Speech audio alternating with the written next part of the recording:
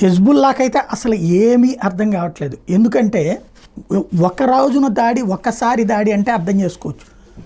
Hezbollah వాడు ఒక missile, నేను ఇంత హైపర్సోనిక్ మిస్సైల్ వేసానని ఒకరోజు, బాలిస్టిక్ మిస్సైల్ వేసానని ఒకరోజు, వాడు ఒక మిస్సైల్ వేసానని లోపు వాడి మీదన పేజీలు పేలిపోతున్నాయి, వాకిటాకీలు పేలిపోతున్నాయి, వాడు ఏది పట్టుకోవాలో భయపడిపోతున్నటువంటి పరిస్థితి. ఇవన్నీ ఒక ఎత్తు అయితే ఎయిర్ స్ట్రైక్స్లో దారుణమైన దెబ్బలు తింటున్నటువంటి పరిస్థితి. ఇప్పుడు ఏకంగా బంకర్ బ్లస్టర్ బాంబ్స్ వాడేటప్పటికి దిక్కులేనటువంటి పరిస్థితి అయిపోయింది.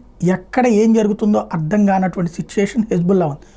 రెండో పక్కన నాయకులు ఓ 10 మంది సైనికులకి, అంటే వాళ్ళ తీవ్రవాదుల్ని వాళ్ళు సైనికులు అంటారు, వాళ్ళకి సందేశం ఇచ్చే లేదా వాళ్ళకి సూచించి గైడెన్స్ ఇచ్చేటటువంటి వాళ్ళు అందరూ పేలిపోతున్నారు, చచ్చిపోతున్నారు.